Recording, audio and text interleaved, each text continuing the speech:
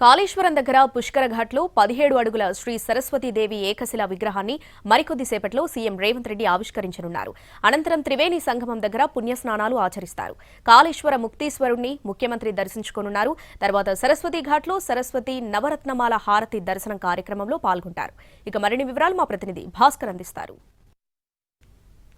సరస్వతి నది పుష్కరాల నేపథ్యంలో కాళేశ్వరం ఈ గోదావరి నది ఒడ్డు ఏదైతుందో గోదావరి నది ఒడ్డున ఒక సరస్వతి మాత విగ్రహాన్ని అయితే ఒక భారీ విగ్రహాన్ని ఏర్పాటు చేశారు. ఈ విగ్రహానికి సంబంధించిన విశేషాలను కనుక మనం చూసినట్టయితే 17 అడుగుల ఏకశిల కృష్ణశిల అంటారు. ఈ కృష్ణశిలకు సంబంధించి 17 అడుగుల ఏకశిల పైన సరస్వతి మాత విగ్రహాన్ని అయితే చెక్కించారు. మహాబలిపురంలోని శిల్పులు దీన్ని ప్రత్యేకంగా శ్రమించి ఒక 8 నెలల పాటు కష్టపడి ఈ విగ్రహాన్ని అయితే తయారు చేసిన పరిస్థితి ఉందని చెప్పేసి ఇక్కడున్న అధికారులు అయితే చెప్తా ఉన్నారు. దీనికి సంబంధించి మనం ఇక్కడ విజువల్లో గమనించవచ్చు. ఇక్కడ మనం చూడొచ్చు ఈ విగ్రహం సరస్వతి మాత విగ్రహం పరిసర ప్రాంతాల్లోనే ఇక్కడ మరొక 4 విగ్రహాలు కూడా ఉన్నాయి. 4 విగ్రహాలకు గనక నేపథ్యాన్ని మనం పరిశీలించినట్టయితే చతుర్వేదాలు 4 కాలాలు, ఈ 4 కాలాలకు చతుర్వేదాలు 4 వేదాలకు సంబంధించిన ప్రతీకగా ఈ 4 విగ్రహాలని ఆవిష్కరించారు. దీనికి సంబంధించి మనం వీటికి సంబంధించి అధికారులు అయితే ఇది ఒక శాశ్వత ప్రాతిపదికన ఈ సరస్వతి నది పుష్కరాలు 12 ఏళ్ల కోమారు వచ్చే సరస్వతి నది పుష్కరాలకు ప్రతీకగా ఈ విగ్రహాన్ని అయితే